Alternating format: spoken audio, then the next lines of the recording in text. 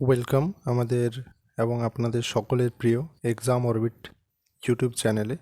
তো আজকে আমরা খুব একটা কথা বাড়াবো না, কারণ আমাদের আজকের যে ভিডিও সেটা একটু দীর্ঘায়িত হবে, তাই পাশে থাকুন। এবং এই ভিডিওতে আপনার জিডিএস সম্পর্কে যত ধরনের প্রশ্ন আছে আশা করি সব প্রশ্নের উত্তর আপনারা পেয়ে যাবেন। তাহলে আজকে আমাদের যে আলোচ্য বিষয় সেটি হলো জিডিএস এর নোটিফিকেশান, যেটা গ্রামীণ ডাক সেবক আমরা বলে থাকি, সেই গ্রামীণ ডাক সেবকের নোটিফিকেশান সম্পর্কে আজকে আমরা জানব। এবং জিডিএস এর কাট অফ কীরকম যায়, যারা হয়তো নতুন এখানে অনেকেই ধারণা নেই, তাদেরও এটা ক্লিয়ার হয়ে যাবে যে কাট অফ কীরকম হয় বা 2026-এর যে কাট অফ সেটা কী হবে। তাই 2026-এর জিডিএস এর কাট অফ আমরা জানতে পারবো, এবং ফর্ম ফিল আপ করার সময় কোন কোন ভুলগুলো আমাদের করা যাবে না এবং কী কী ডকুমেন্টস আমাদের প্রয়োজন, যে ডকুমেন্টসগুলো ছাড়া আমরা ফর্ম ফিল আপ করতে পারবো না, সেই বিষয়টি আমরা জানব। তাহলে চলুন আর সময় না নষ্ট করে শুরু করা যাক। তো প্রথমেই আমাদের এবং আপনাদের সকলের প্রিয় এক্সাম অরবিট চ্যানেলটি যদি আপনাদের কোনোভাবে সাহায্য করতে পারে তো সেটিকে সাবস্ক্রাইব করে পাশে থাকুন। ধন্যবাদ। এবার আমরা ভিডিওর মূল বিষয়ে আসি। তো দেখুন, জিডিএস বা গ্রামীণ ডাক সেবক যেটাকে আমরা বলে থাকি, সেই জিডিএস কিন্তু গভর্নমেন্ট অফ ইন্ডিয়ার আন্ডারে পড়ে, এবং এটি একটি এমন এক ধরনের রিক্রুটমেন্ট যেটি কিন্তু প্রত্যেক বছর হয়ে থাকে। আপনারা সকলেই জানেন এটি মাধ্যমিক পরীক্ষার নাম্বারের ওপর ভিত্তি করে নিয়োগ করা হয়। এর মধ্যে কোনো ইন্টারভিউ থাকে না, এর মধ্যে কোনো রিটেন এক্সাম থাকে না, এর মধ্যে শুধুমাত্র জিডিএস পোস্ট থাকে না, এর মধ্যে থাকে বিপিএম, এবিপিএম, এই ধরনের পোস্টগুলো থাকে। এবং আশা করা যায় টোটাল ভ্যাকেন্সি 28,740। এখানে আপনাকে অনলাইনে ফর্ম ফিল আপ করতে হয়, অর্থাৎ অফলাইনের কোনো জায়গা নেই, আপনি অনলাইনেই ফর্ম ফিল আপ করবেন। এবং ওই যে বললাম, এখানে কোনো পরীক্ষা নেই, এখানে কোনো ইন্টারভিউ নেই, শুধুমাত্র আপনার যে ক্লাস 10-এর নাম্বার, সেই ক্লাস 10-এর নাম্বারের ওপর ভিত্তি করে এখানে মেরিট বের হয়। বিভিন্ন মেরিট বের হয় যতক্ষণ না অবধি ভ্যাকেন্সি ফুল হচ্ছে। আগের বছর যদি আমরা দেখি 2025 সালে, সেখানে আমরা 6টি মেরিট পেয়েছিলাম। এবার এর আবেদন আপনারা কোথা থেকে করবেন বা এর সম্পর্কে আরও বিস্তারিত জানতে হলে আপনারা কোথায় যাবেন না, Indian post GDS online .gov.in সেখানে আপনারা চলে যাবেন। সেখানে আপনারা এর ফর্ম ফিল আপ বা আরও যাবতীয় যা কিছু দরকার সেগুলো পেয়ে যাবেন। এবার আমাদের একটা বিষয় জানতে হবে যে এখানে যে পোস্টগুলো আছে সেগুলো কি কি। তো প্রথমেই আপনারা যেটা সবাই জানেন সেটা হলো জিডিএস, গ্রামীণ ডাক সেবক। এটা যেগুলো আপনারা দেখে থাকেন, প্যান কার্ড ডেলিভার বা আধার কার্ড ডেলিভার করার জন্য যে সমস্ত লোকগুলো আসে বা যে সমস্ত যাদেরকে নিয়োগ করা হয়, এটা হলো সেই কাজ জিডিএস। এছাড়া রয়েছে বিপিএম, অর্থাৎ ব্রাঞ্চ পোস্টমাস্টার, তিনি একটা পোস্ট অফিসের ইনচার্জ হয়ে থাকেন। তাছাড়া রয়েছে এবিপিএম, অর্থাৎ অ্যাসিস্ট্যান্ট ব্রাঞ্চ পোস্টমাস্টার। তাহলে এই তিনটের এখানে পদ রয়েছে। আচ্ছা, এবার আমরা যে বিষয়টি দেখব যেটি সব থেকে কনফিউশন, সেটা হলো নোটিফিকেশান কবে আসবে। তা নোটিফিকেশান এখনও বের হয়নি, কিন্তু আশা করা যায় যে 31শে জানুয়ারি, এই জানুয়ারি মাসের 31 তারিখে আপনারা নোটিফিকেশান পেয়ে যাবেন।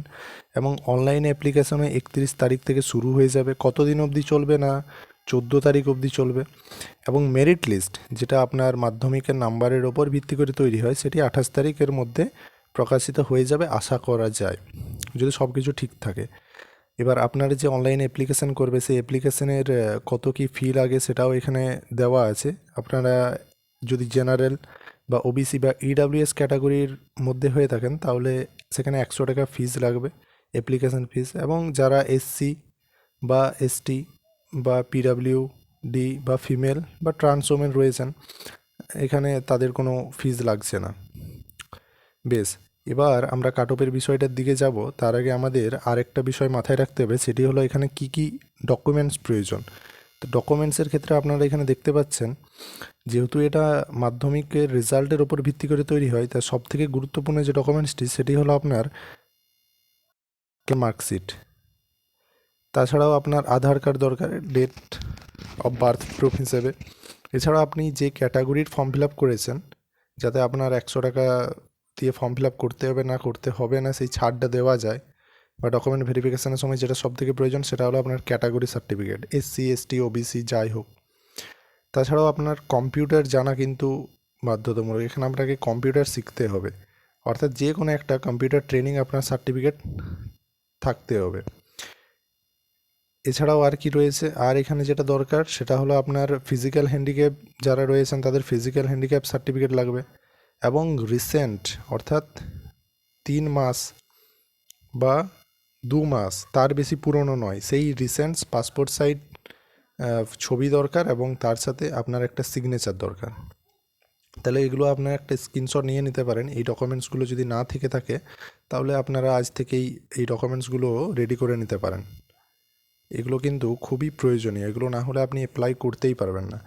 চলুন তারপরে দেখা যাক এর স্যালারি কি হয়, জিডিএসে স্যালারি কীরকম কী হয়। তো জিডিএসে আমি বললাম যেহেতু 3টে পোস্ট রয়েছে তাই স্যালারি কিন্তু দুরকমভাবে হয়। জিডিএস বা এবিপিএম এর জন্য 10,000 থেকে 24,470 টাকা অবধি হয়ে থাকে, এবং বিপিএমের জন্য অর্থাৎ ব্রাঞ্চ পোস্টমাস্টারের জন্য 12,000 থেকে 29,380 টাকা পর্যন্ত স্যালারি হয়ে থাকে।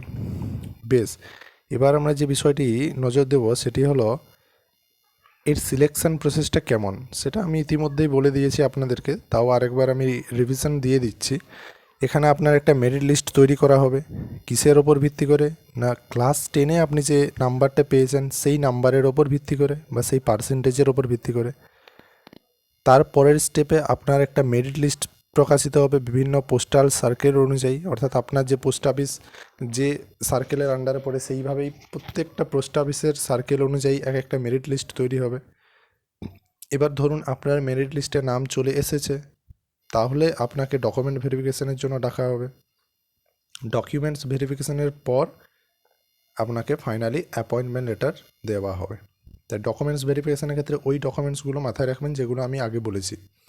আচ্ছা বেশ, তারপরে আমাদের কোন বিষয়টি নজর রাখতে হবে সেটি হলো এই যে কাট অফ আমরা সবাই করছি, তাই কাট অফ কী হবে তার জন্য আমাদের কয়েকটা বিষয় নজর রাখতে হবে। সেই বিষয়গুলো কি কি না, আমরা যদি দেখি আপনি ধরুন 2012 সালে যিনি মাধ্যমিক দিয়েছেন সেই 2012 সালের ক্যান্ডিডেট আজ কি 2026 সাল বা 2025 সালের ক্যান্ডিডেটের পার্সেন্টেজের সাথে মিলবে? কখনোই মিলবে না, কারণ সেই সময় মাধ্যমিকের একটা পরীক্ষার মান আলাদা ছিল, এবারে মান পরিবর্তন হয়েছে। কাজেই বর্তমানে মাধ্যমিক পরীক্ষার নম্বরের হার বৃদ্ধি পাওয়ায় প্রতি বছরই জিডিএসের কাট অফ 1 থেকে 2% করে বাড়ছে।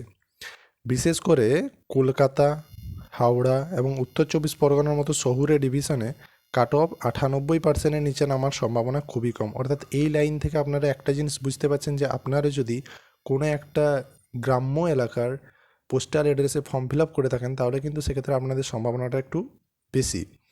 দ্বিতীয়ত কি না, শূন্যপদের একটা প্রভাব রয়েছে, অর্থাৎ শূন্যপদ যদি বৃদ্ধি পায় তাহলে কাট অফ কমবে, এবং শূন্যপদ যদি কম হয় তাহলে কাট অফ বাড়বে, অর্থাৎ এর মধ্যে একটা ব্যস্ত অনুপাত সম্পর্ক রয়েছে। এবং সবথেকে গুরুত্বপূর্ণ যেটা সেটা হলো বিভাগীয় বৈচিত্র্য। আপনারা অনেকেই পরীক্ষা দিয়েছেন, এসএসসি জিডি বা আরও বিভিন্ন পরীক্ষা দিয়েছেন, সেখানে একটা কাট অফ হয়, একটা ফাইনাল কাট অফ হয়, সেই কাট অফটাই ধরে নেওয়া হয়। বা ধরুন আপনারা ওয়েস্ট বেঙ্গলের বিভিন্ন কাট অফ দিয়েছেন, পুলিশের পরীক্ষা ডাব্লিউবিপি, সেখানে বিভিন্ন ক্যাটাগরির কাট অফ হয়। কিন্তু জিডিএসের ক্ষেত্রে প্রত্যেক বিভাগ অনুযায়ী কাট অফ হয়, অর্থাৎ কোচবিহার, জলপাইগুড়ি বা পুরুলিয়ার মতো এই সমস্ত গ্রামীণ এলাকায় কাট অফ একটু কম হয় কলকাতা, হাওড়া এই সমস্ত শহরে এলাকার থেকে। তাই এখানে যেমন জেলাভিত্তিক কাট অফ আলাদা হয়, ঠিক তেমনভাবে এখানে আপনি কোন ক্যাটাগরির আন্ডারে সেই অনুযায়ী আবার কাট অফ আলাদা হয়। তাই কাট অফ একদম গড় কী হবে সেটা আমরা নিচে দেখে নিচ্ছি। গড় যে কাট অফটা হয় সাধারণত এখানে আপনারা লক্ষ্য করেছেন, আশা করি দেখতে পাচ্ছেন পেজটা। তো কাট অফ যেটা হয়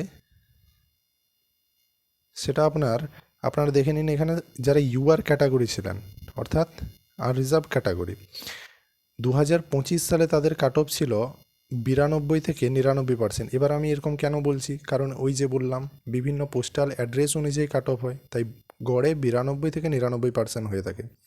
এবার যদি বলে 2026-এর কথা, 2026-এ সেটি আপনার 94 থেকে 100% এটা হবার সম্ভাবনা রয়েছে। ঠিক আছে। আচ্ছা, এবার আমি যদি বলি যারা ওবিসি ক্যাটাগরি রয়েছে অর্থাৎ আদার ব্যাকওয়ার্ড ক্লাসেস ওবিসি এ বা বি, তাদের যে কাট অফ হয় সেটা হয় 90 থেকে 97%। এটা 2025-এর কাট অফ।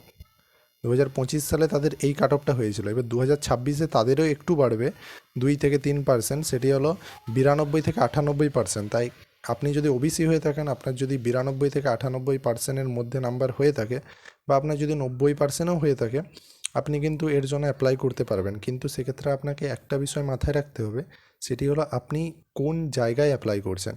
আপনি ওপরেই যেটা লক্ষ্য করেছেন, কোচবিহার, জলপাইগুড়ি, পুরুলিয়ার মতো গ্রামীণ জায়গায় কিন্তু কাট অফ কম হয়। তাহলে আপনার যদি পার্সেন্টেজ কম থাকে, আপনার যদি 85%ও থাকে বা 80%ও থাকে, তাহলেই কিন্তু আপনি অ্যাপ্লাই করতে পারবেন। কিন্তু আপনাকে জায়গাটা বুদ্ধিমত্তার সাথে চুজ করতে হবে, অর্থাৎ গ্রামীণ এলাকা চুজ করতে হবে। কেমন? বেশ, তারপর আমরা যদি দেখি ইডাব্লিউএসের যে কাট অফ, ইডাব্লিউএসের আগে কম যেত, এবারে একটু কাট অফ বেড়েছে। আগে 88 থেকে 95 যেত, এবারে 90 থেকে 96% যাওয়ার সম্ভাবনা। দেখুন, কাট অফ কিন্তু কেউই কোনো ভিডিওতে একদম হুবাহু বলে দিতে পারে না। এগুলো সবই বলা যায় শুধুমাত্র কিছু সূক্ষ্ম সূক্ষ্ম বিশ্লেষণের মাধ্যমে। অর্থাৎ আগের বছরের কাট অফের তুলনা, ভ্যাকেন্সি যেগুলো বললাম আমি উপরে, সেগুলোর ওপরেই তো আশা করা যায় এই কাট অফটা চলে আসবে। আচ্ছা বেশ, তারপরে যে ক্যাটাগরিগুলো রয়েছে সেটি হলো এসসি, এসটি এবং পিডাব্লিউডি। এসসিদের কাট অফটা একটু কম যায়, 85 থেকে 92%, এবং যেটা এইবারে 26 সালে আশা করি 87 থেকে 94% যাবে। এসটিদের ক্ষেত্রে 82 থেকে 90%, এটি 84 থেকে 92 হতে পারে।